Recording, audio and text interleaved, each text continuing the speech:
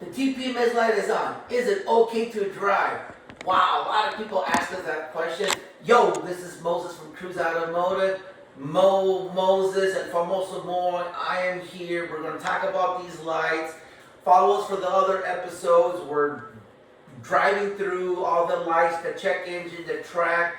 Again, we're going to be talking enough so we could all understand. We're not going to get too technical. This is my super guest here, David Sarmiento, my brother-in-law, aka Jobin. We're back at it again, and we're going to use his story with the TPMS light on. People always ask, is it safe to drive the light that is on? I'm going to say yes and no, okay? The TPMS light, okay, means that pretty much what it is. He's tired, he has a tire inside of it.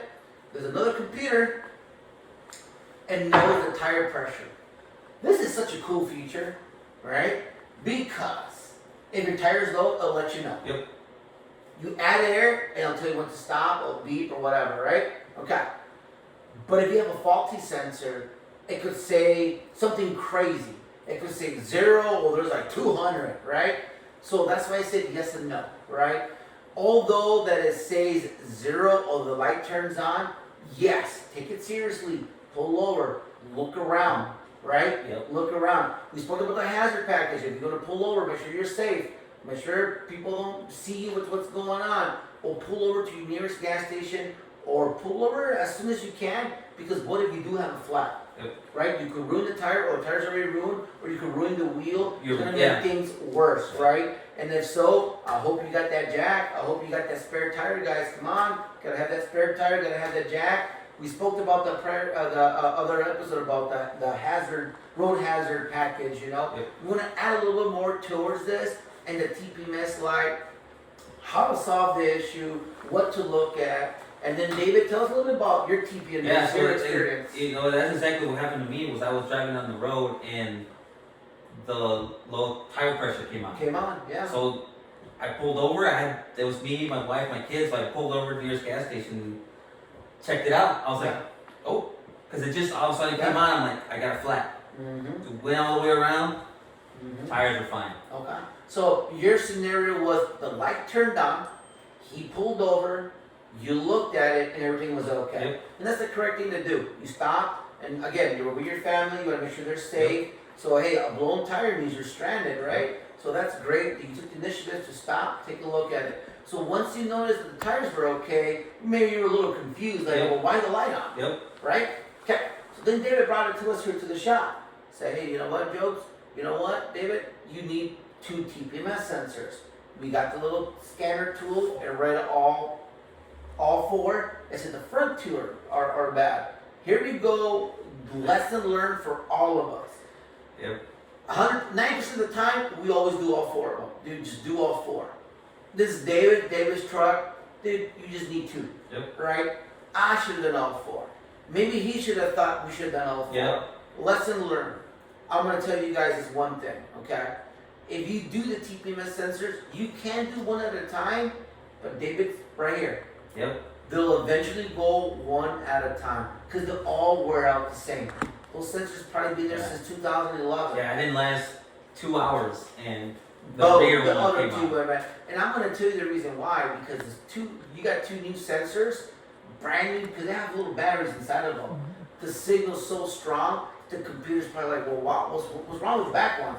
How come it doesn't match? Yep. Something's wrong, you know? Lesson learned. So, lesson learned for me, I am not perfect. Again, I'm going to tell everybody, you can learn from the person you least expect. Keep your ears open, or, you know, dude, just have that open mindset, right? I should have known. I should have been, what's my brother-in-law? You know, I'll take care of him. No. We should have done all 4, get it done, get over with a Band-Aid, and at least let you know, like the other episodes. Like, hey, David, I'm going to let you know that these go out instead of 4s. Would you like to do just 2 of them? Or should we do, or you want to take my advice and do all 4 and get it done? And he could say, you know what, Mo, I trust you, get it done, do all 4. Or like, hey, you know what, I'm going to pitch just do 2, but I already told you the other 2 could go bad. Yep. So when it goes bad, you're like, oh shit, what happened? which is a perfect example of the oh shit, this happened again, right? TPMS sensor light is that little horseshoe looking thing, okay? It may be bad, it may not be bad, it just all depends. Pull over, okay? Look at your tires, make sure it's safe, go to your nearest tire shop, or, get it checked out. Maybe it's just a sensor, or maybe you have a nail in your tire. Who knows what could be. Well, yeah, because the issue is now, in your head, you're like, oh no, it's just a bad sensor. Yeah. You actually do have a flat tire. Yeah. Now, you don't know. Next step. Yeah, and it's crazy. And another thing too, because you said spare tires, on some vehicles, many people don't know, there is a pressure sensor in the spare tire as well. On some vehicles, So guys, when you guys get your tires checked, make sure you ask your tire tech or your shop to check the air pressure in the tire on the spare tire, because it's good to know that. That one's good. You don't want a flatty. Yeah. Imagine having a flat tire and your spare tire's flat. Oh, dude, it is the worst. And you know what? Worst. That's something that we don't. I mean, it kind of goes off the subject a little bit, but that's something that we don't really ever think about. Is your spare tire. And you know what's something crazy too that people don't do a lot, and we're probably guilty as well, is that some vehicles have like a little hoist where the tire goes down. Yep. That should also be lubricated and cleaned. That should be part of the maintenance. Yep. Again, it's things we don't see, and because who wants a blowout? I know we all have this positive mindset, like I'll never have a blowout. Yeah. But but what if? It's not again, like I said, it's not when if, but it's when. Yeah. It's not the if, it's when it's gonna happen. Because you're gonna have a blowout. Yep. And hopefully you never have one. And if you're that guy that never had a blowout, man, give us a comment. Tell me, hey Mo, I've owned my car for 30 years. I've been driving for 40 years. I've never had a blowout. Dude, share your story. Yeah. That's awesome. Or are you that one guy that always has blowouts? Man, I know customers that got the worst luck with tires. Oh my God. And it's just like, I don't know how to explain it. And then we have that one people that never has an issue. There's a little bit of everything. But again, the TPMS light, again, it can and cannot be saved depending what it is. Yep. But I recommend that you physically look at your tires. At your situation, make sure. If you don't know by looking, you should invest in buying a little tire pressure gauge. Which is in the kit. In the kit. Little tire gauge. In the kit, there's a tire gauge, guys. Grab the tire gauge and you can check them. Yep. Well, Mo, I don't know how much air does my tire take. I'm going to tell you a little trick. Like inside the driver's side door jamb, there's a little spot, a little white sticker. We'll show another video so you can see this. It'll tell you what the pressure is for the front and for the rear. And here comes again about reading the manual of the vehicle.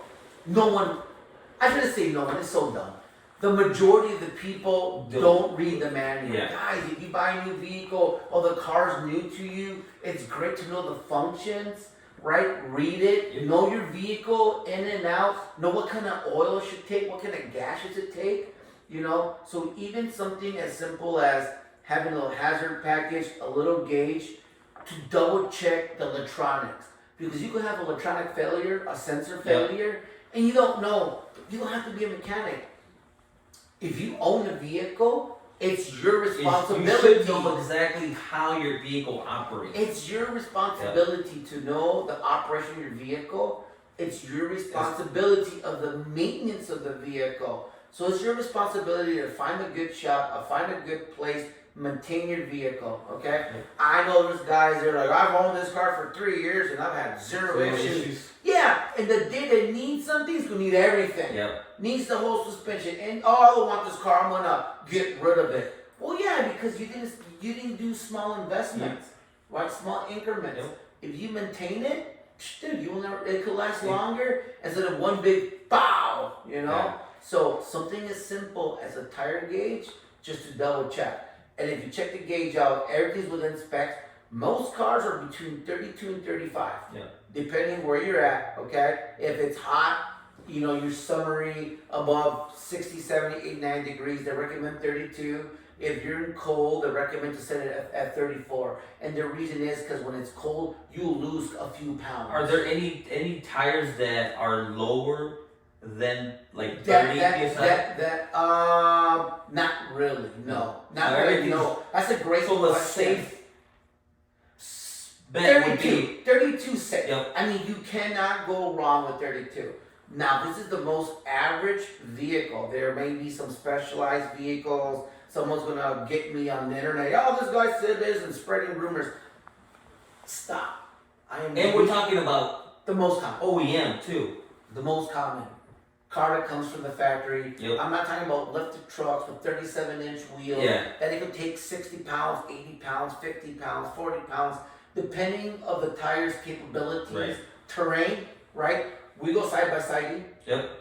I'm gonna answer the question. If there's tires that take low pressure, then yeah. When we go out to the sand dunes, dude, we're running like 8, Yeah. 12 pounds of pressure. Yeah, but that's They look flat. So yeah, but what are we doing? Yeah. We're on the dunes, So that's a whole nother tech talk Yeah, of that's- why running such a low tire gives you It's better beneficial. traction in the It's got a sand, bigger footprint, right? right? If you're driving on pavement, radial tire, it'll tell you the correct manufacturer specifications because the tire's built at a certain pressure to do its optimal performance or what it's meant to do. Every tire has its own speciality. Is it a touring? Is it a sport? Is it in a sports now you're car? going- Is it in a van? Is it in your average everyday SUV? That's why you need to read about your vehicle and know what's the tire pressure on my vehicle with my particular tires. Yep. But I'm just letting you know the most average car, if you don't know 32 is safe, Yep. and then find out what's the So worst correct. case scenario, if you're in a jam, 32, as soon as you can, take it to your tire shop, your mechanic, whoever, Absolutely. and then they Yeah. can set it to the And if correct. you're the person that don't correct want to read, don't want to know, right? And we talked about having the full service experience. You go to a shop, they want you to take care of it, good. But a great shop, listen to me, will educate you. I believe in education. The more you educate the customer, your client, the more understanding he'll know about the vehicle. And he'll understand more why he's spending the money. Right. And some take regular air, there's some that take nitrogen. Nitrogen, yeah. There's some that take nitrogen. So hey guys, That's not. your car might take nitrogen, and you're putting air, right? Just normal compressed air. So there again, there comes again. You need to know your vehicle. Yeah. Sport cars might take 40 pounds because that tire needs to spread more. You gotta have more contact with the pavement. Or you might have a race vehicle that might run on 18 pounds, and So I don't know. I'm gonna go back to running nitrogen, Yeah, right? yeah, So your tire's low, it's leaking air, yeah, right? You're driving down, your tire pressure monitor comes on. yeah. If you put regular air And then nitrogen into a tire. nitrogen, and I mean, what's can the you? implications there? Can What's you? on Of course you can, Right. right? I mean, you can mix them, but they're there's two different sciences going into there. You got nitrogen, it's lighter than air, okay? The tire's built for that. And oxygen is a little bit denser, a little bit heavier, okay? So can you mix both? You're not supposed to mix them, period. Right. But what if you're in a jam? Right. What if there's only one gas station and all they have is oxygen there? Then just juice what you got. Get Right. yourself out of the jam. As soon as you can, get to the nearest biggest city or your nearest biggest shop. Let them know, dude, I added air. They will deplete the whole air out completely and fill it with the correct nitrogen air that's needed, that is required. Obviously, dude, if you're in a jam, figure out Do it. something. Right. Just figure something. Is it incorrect? But there's not gonna be anything where, I mean, It's not gonna the blow up tire's your tire. gonna wobble or. Yeah, I mean, I haven't had much experience for someone to tell me, hey Moses, I did it and it blew up on me or anything Yeah. crazy like that. You're just substituting oxygen over nitrogen. Right. They are two different things. You don't want to mix them, right? It's just not what you want to do. But if you're in a jam, and that's the only thing. So this is what it is. You got a flatty, right? Or halfway flatty. Yep. It's either drive the flatty, ruin the tire, add a little bit oxygen, or should I say compressed air. Compressed air. Let's say just compressed air in your local gas station. I'll do that. Drive it for 20, 30 minutes to my nearest, whatever tire shop you Yep. got around you, right? and just go with it. Yeah. And tell them and do it correctly and do it properly, but you get yourself out of that jam. Yeah. So all these are great questions, okay, guys? So hey, guys, you got any questions, please comment. Like, the more you ask, the more we can make these videos better. I hope this is very helpful. I want it to be helpful. It's going to be helpful. Guys, this is Moses from Cruise Automotive. I got you back for life. This is David. And hey, stay tuned for more episodes. We're going to bash you guys with more information. And hey, guys, don't forget to read 20 pages a day. And don't forget to educate the mind. This is Moses. I got your back. Love you guys.